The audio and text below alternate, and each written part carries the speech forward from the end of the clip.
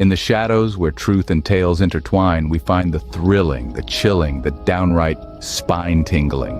From the paranormal to the peculiar, every echo has a story. Dare to delve into the unexpected, the unexplained? Brace yourself, for you're about to embark on a journey where fear meets fascination. Stay tuned if you dare, for stories that will make your heart race and your mind ponder. Welcome to the realm of the eerie, the realm of the unknown. And remember, like and subscribe, if you dare. Peter Stubbe, the most notorious werewolf in history, was a man whose life was steeped in grotesque horror.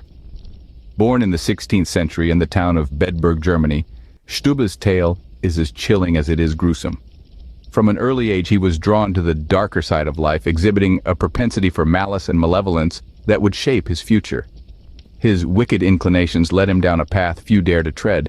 Stubbe made a pact with the devil, but unlike many who sought such unholy alliances, he had no desire for wealth or power.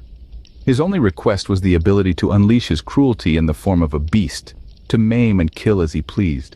And so, the devil granted him a girdle, a magical accessory that transformed him into a wolf at his whim. With this newfound power, Stubbe wasted no time in wreaking havoc. Those who dared to cross him were met with a gruesome end. Insults and slights were met with swift and brutal retribution.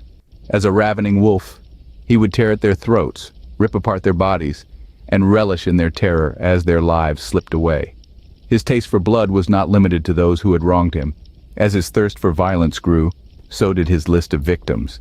He would roam the streets of Bedburg, politely greeting the very parents and relatives of those he had killed. He would mark potential victims, and then wait for them in the surrounding fields and woods, ready to strike in his wolf form. His thirst for blood was unquenchable, and his reign of terror was just beginning. As we delve deeper into the life of Peter Stubbe, we will uncover the extent of his monstrous deeds and the horrifying legacy he left behind. Stay with us as we explore the dark and twisted tale of the most notorious werewolf in history. With the power to transform into a wolf, Stubbe's dark desires grew to monstrous proportions. His malevolence was not just a shadow lurking in the corners of his heart. It was a beast that roamed freely, feasting on fear and suffering.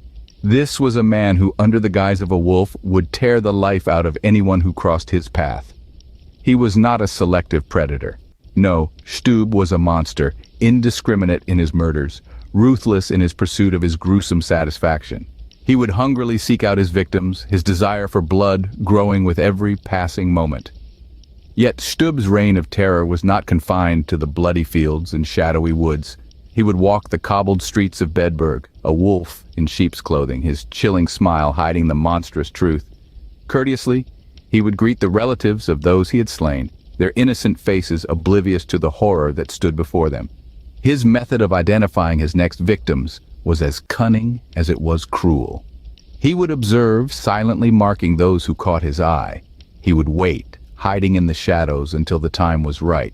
Then, under the cloak of darkness, he would strike, his victims unaware of the impending doom.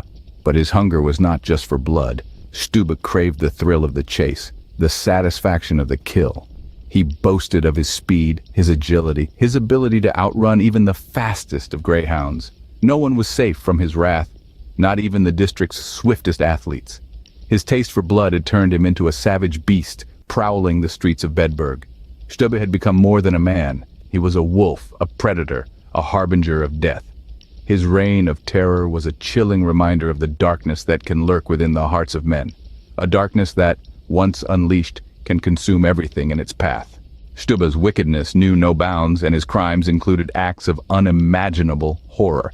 He was not just a killer, but a monster, a beast who hid in the skin of a man.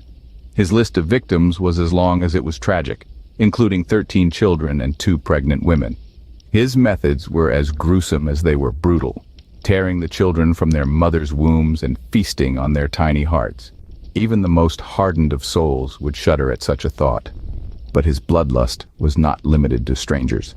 Stubbe was also guilty of incest, a crime so vile it's repugnant to even speak of. He forced himself upon his own sister and his daughter, producing a child that was also his grandchild. This was a man who respected no boundaries, no laws either of man or of nature itself. Yet, Perhaps the most horrifying of all his deeds was the murder of his own son. In a chilling demonstration of his complete lack of empathy, Stubbe lured his son to the fields, transformed into his wolf form, and devoured the boy's brains. It was an act of such monstrous proportions that it defies comprehension. Stubbe's transformation into a wolf, his thirst for blood, his cannibalistic tendencies, and his utter lack of remorse made him more beast than man. His dehumanization was so complete that he even began slaughtering and eating livestock as if he were an actual wolf, rather than a man cursed to take a wolf's form. His reign of terror stretched over 25 years, a quarter of a century filled with fear and dread. The people of Bedburg lived in constant fear, never knowing when or where the wolf would strike next. The horror was relentless, the fear palpable. His monstrous acts were unparalleled, making him the epitome of pure evil. Peter Stubbe was not just a werewolf, he was a monster, a creature of the darkest nightmares, and his story serves as a chilling reminder of the unimaginable horrors that can lurk beneath the surface of a man. Despite his reign of terror lasting 25 years, Stubbe's downfall was as brutal as his crimes. This is where our tale takes a turn, from the gruesome to the downright chilling. The long era of merciless slaughter and fear was about to be brought to an end. Not by a silver bullet or a stake through the heart, but by the unyielding hand of justice. Stubbe's end began on an unsuspecting day when he was caught in his wolf form. Surrounded by men who had had enough of living in perpetual fear, these brave souls unleashed their hounds on him, forcing the beast to retreat. Realizing he couldn't escape, Stubbe did the unthinkable. He resumed his human form right before their eyes. The very same polite man they all knew from town stood before them, the image of the beast melting away to reveal the true monster underneath. Caught and unable to deny his crimes, Stubbe was brought to Bedburg. He was put on the torture rack, a cruel and unforgiving instrument designed to extract the truth from the most hardened of criminals. Under this unbearable agony, Stubbe confessed, he admitted to the unspeakable acts of terror he had committed, to the lives he had taken, and to the pact he had made with the devil. His confession led to his execution, as brutal as the horrors he had inflicted upon the innocent. Red-hot pincers tore off 10 pieces of Stubbe's flesh on the wheel. His limbs were broken before the final blow was delivered. His head was severed from his body, and his remains were reduced to ashes, putting an end to the reign of the notorious werewolf. With his death, the town of Bedburg could finally breathe a sigh of relief. But the scars of his reign of terror would never fade. The memory of the beast that walked among them, the terror he brought, the lives he stole, would forever be etched into the pages of Bedburg's history. Peter Stubbe's legacy is one of unparalleled horror and monstrous deeds. His reign of terror left a permanent scar on the town of Bedburg, turning everyday life into a living nightmare. The streets once filled with the chatter of townsfolk and the laughter of children became silent, the air heavy with fear and suspicion. The townspeople lived in constant dread, never knowing when the next attack would occur, or who would be the next victim. Years passed, but the memory of Stubbe's atrocities did not fade. The tale of the werewolf of Bedburg became a chilling bedtime story, whispered in hushed tones, meant to keep children in line and to warn against the dangers of evil. His story was passed down through generations, each retelling adding another layer of dread to his already horrifying saga. The impact of his crimes stretched far beyond the physical realm. They shook the very foundation of the community's faith, causing them to question their belief in the goodness of humanity. Stubbe's monstrous actions forced them to confront the harsh reality that evil can sometimes wear a familiar face, hiding in plain sight among them.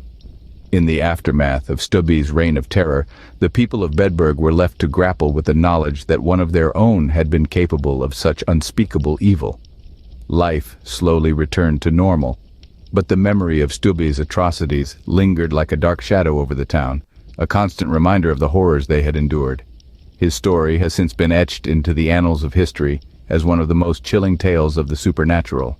Peter Stubbe, the notorious werewolf of Bedburg, has become a symbol of the monstrous evil that can lurk within the human soul. His tale serves as a stark reminder that sometimes the most terrifying monsters are not those that dwell in the shadows, but those that walk among us in broad daylight. His story serves as a stark reminder of the monstrous evil that can lurk within the human soul.